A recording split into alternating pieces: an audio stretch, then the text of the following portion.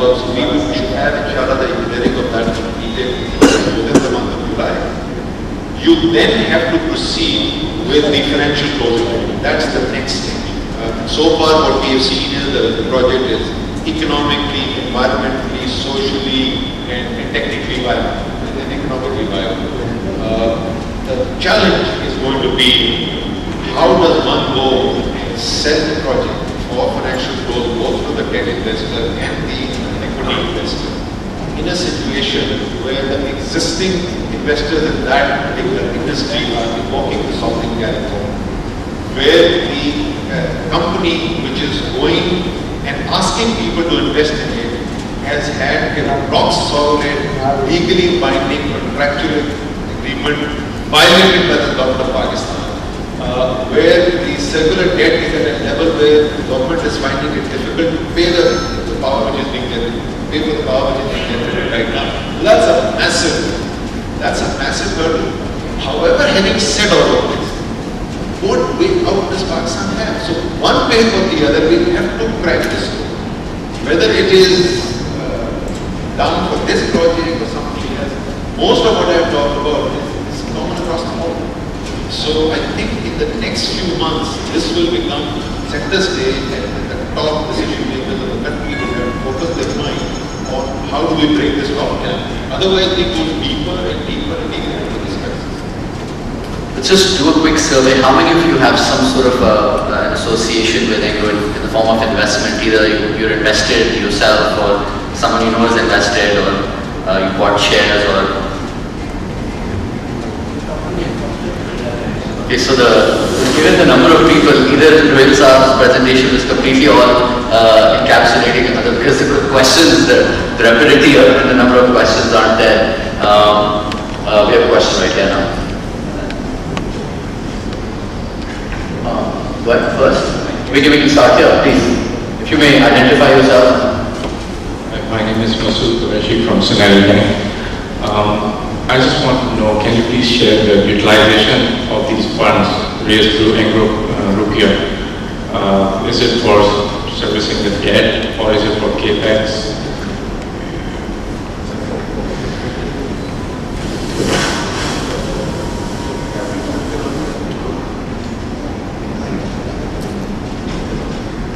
The total capital expenditure in this year is 7 billion rupees.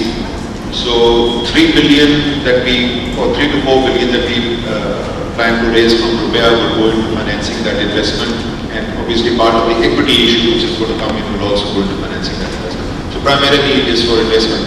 Our net debt,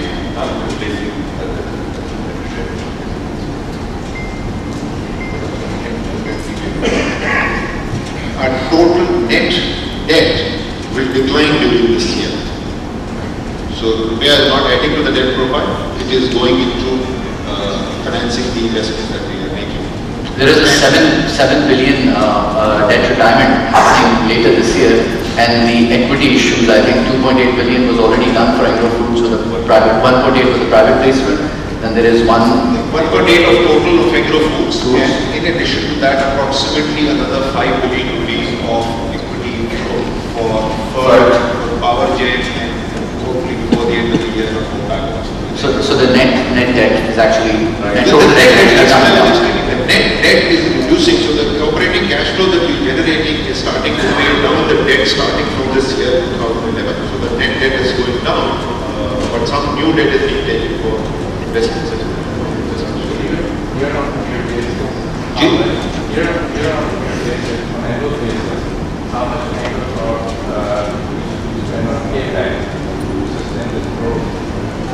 How much How much capex are you expected to do year on year?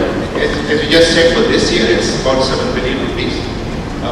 Next year the investment profile is not approved at this point in time because we tend to approve it November and December. That's when the formal approval will get done.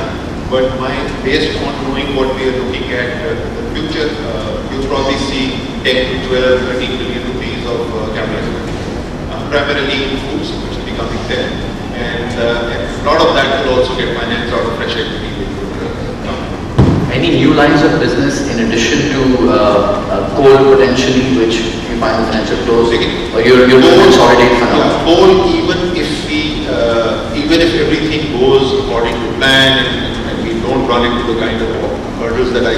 about, it is still not going to be capital expenditure before the year 2030.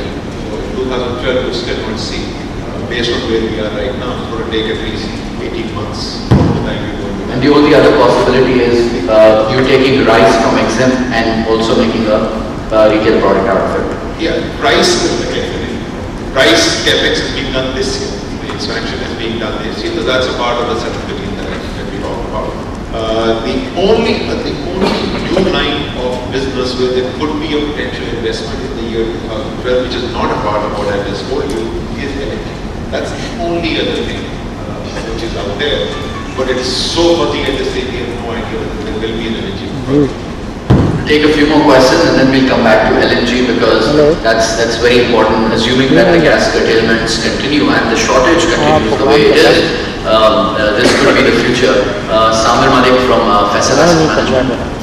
The status quo in the gas curtailment sustained, what will be the capacity utilization of the combined fertilizer plants of Engro? What would be the capacity utilization of the combined fertilizer plants should the current status quo of the gas curtailment prevail? Well, it depends on what you mean by the current status quo. If by current status quo you mean 80% on the expansion project and 12% or 88% of the base, then obviously you would have the capacity utilization average is going to be close to 80 to 83%. But if I take the first half actuals, then in the first half we produced 592,000 tons. And if I double that, that's 1.2 million tons. So that is 1.2 million tons out of 2.3 million tons of capacity. So that's like 55% capacity utilization. So it depends on how you define it. So the actual for the first half is 55%. Where we stand today is just over 80%. On a spot basis, as we talk right now, we are at about 83-84%. What do you, I mean, obviously I'm not asking you to pull something out of a hat, but based on what the government has communicated to you, what do you expect for the next 24 months? What are you planning? What capacity utilization? My forecast would be that we will continue to have recurrent gas outages. That what we saw in the first half is not the end of it. It will continue to happen. It's very difficult to quantify that because the way the decision making is happening right now with all the pressures, that it's literally day-to-day decision making. Let me ask you a what-if question. What if the gas curtailment levels remain at 40% average and your capacity utilization is 60% for the next 24 months?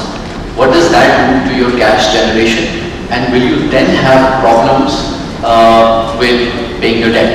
If I had my full gas supply available to me and I was producing 2.3 million tons per annum and I was pricing my urea the way I was before the gas curtailment was taking place, relative to that base case, okay? I've got 2.3 million tons full gas supply and I am selling at 800 rupees a bag. I cannot operate anywhere on my expansion for even a single day in a year. And I have the pricing power to increase my price of base to still generate exactly the same cash. Today's price and 60% capacity utilization, will you be okay with your debt? If I take 60% capacity utilization for the full year, then I need a further price increase for where we are, but not a dramatic one. Just to give you an idea of the space available, I am at 1,047 today. Okay, the import parity is 2,600. It is 160% more than where I am right now. So maybe I need another couple of hundred rupees. So out of the 1,600 rupee gap, maybe if I increase, and I'm guesstimating a little bit to approximate the question, specific question you're asking, another 200 rupees will give me the compensation for that. At 1,047, which is today's price, I'm just going to rephrase my question. At 1,047, which is today's fertilizer price, what capacity utilization do you need to be covered for your debt? Let me tell you what the 1,047 already reflects, right? The 1,047 at this point in time reflects a 3-month outage in the year. So that's 45%, right? And 80% for the balance of the year. Right? That's what it reflects right now. So in order for me to get to 40%, I need another 15% there. And that's why I was saying another So that's 80% of 75%. 80% of 75% is where we are today. And now you're saying 80% of 60% is where I need to go to, and that's why I told you another couple of hundred rupees and I'll be there. Okay. And that couple of hundred rupees is versus the room available of 1600.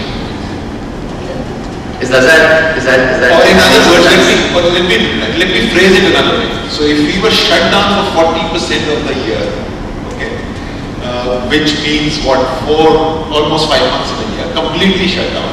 We get only 80% for the balance 7 months. I could still sell at half the price of import parity and still recover all my cash that I needed. Makes sense. Why does this happen? You didn't ask me this question. Why? How can you do this? How come every other industry or most other industry in Pakistan needs tariff protection, including some of the businesses that we run, over and above the import parity, and they can't survive without that? How can you do this? Because what does this business require? It requires scale, and you're talking about the biggest plant in the world, bigger than China, India, USA, Europe, Middle East, anything. That's on scale. It needs efficiency. You're talking about the most efficient in the world. Nobody in America has a plant as efficient as this one. Okay? You have got management systems and professionals and technical resources for world class. That world-class productivity, that world-class scale, that world-class efficiency allows you the competitiveness to be able to take hits the way we're talking about. Pay a gas price by the today, more than double. My existing gas price, even though it is cheaper than the average gas price for the industry, and I've always advocated that this should go away, that we should not have that cheap gas price. But even the existing gas price is more than